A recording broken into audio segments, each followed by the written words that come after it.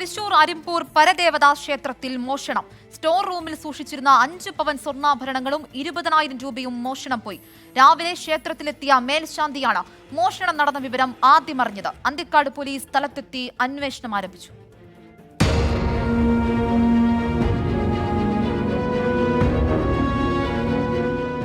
പുലർച്ചെ 5:30-ഓടെ മേൽശാന്തി ക്ഷേത്രം തുറക്കാനെത്തിയപ്പോഴാണ് സ്റ്റോർ റൂമിന്റെ വാതിലിൽ കുറ്റി ഇളകിയിരിക്കുന്നത് കണ്ടത്. പൂട്ടുപൊളിച്ചിരുന്നില്ല.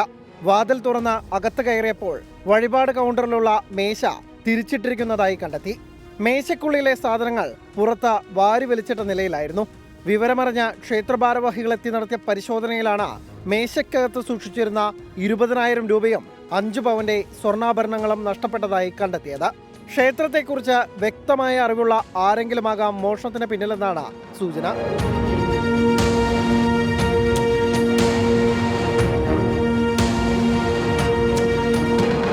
വാതിൽ തുറക്കാനുള്ള ശ്രമം പരാജയപ്പെട്ടപ്പോൾ ജനൽ വഴി മേശ തിരിച്ചിട്ടാണ് മോഷണം നടത്തിയിട്ടുള്ളത്. കൃത്യമായി സ്വർണവും പണവും ഇരിക്കുന്ന മേശ വലിപ്പ മോഷ്ടാവിന് പരിചിതമെന്ന് വ്യക്തം. മുറിക്കകത്ത് കടക്കാതെ ജനലഴികൾക്കിടയിലൂടെ തന്ത്രപൂർവ്വമാണ് മോഷണം നടത്തിയിരിക്കുന്നത്.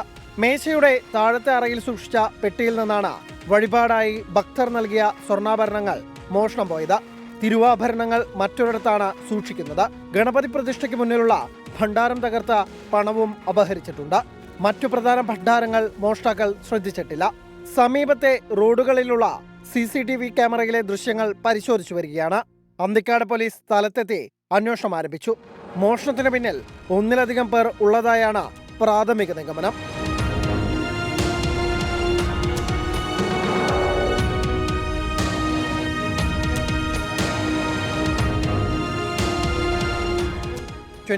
തൃശൂർ.